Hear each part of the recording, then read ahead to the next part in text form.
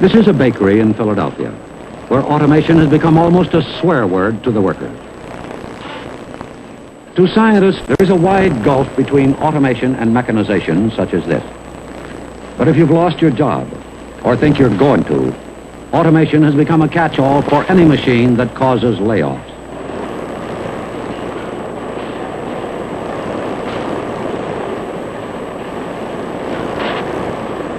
That's bread dough, already mixed, sifted, larded, and kneaded mechanically, being lobbed into the baking pan.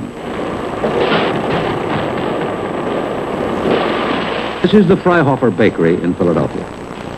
There is no feedback system here, and the nearest thing to automation or even electronics is a photoelectric cell, which serves as a sort of traffic cop and keeps the two lines of bread pans from colliding on the final runway to the oven.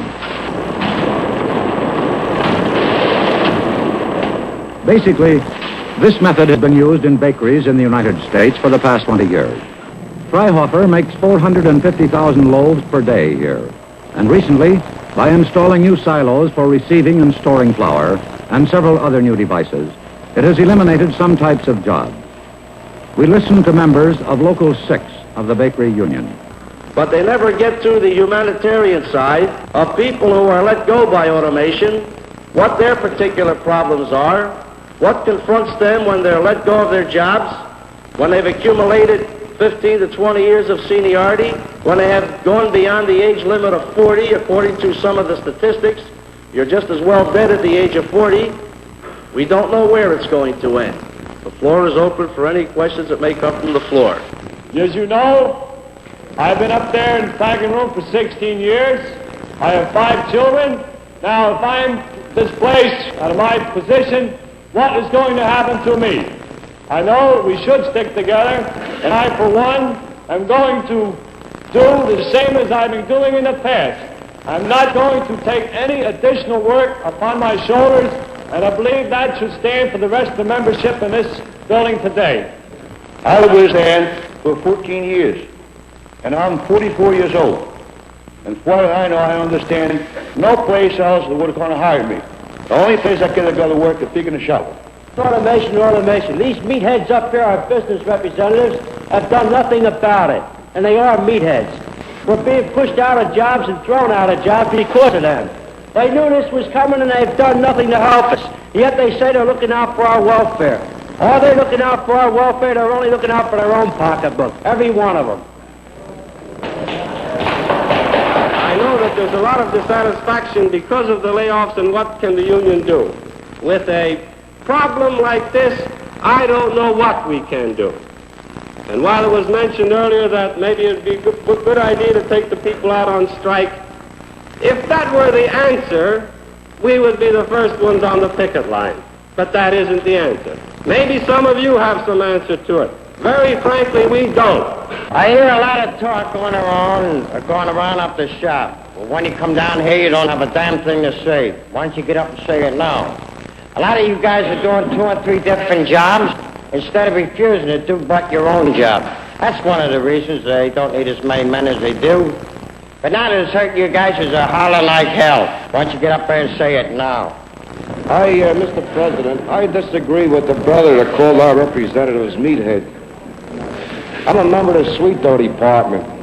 And at one time, we had plenty of work until the company eliminated all hand work. They got a machine and a faster machine in the belt, and now all they're putting out is cinnamon buns, and they're just cinnamon bunning the public to death.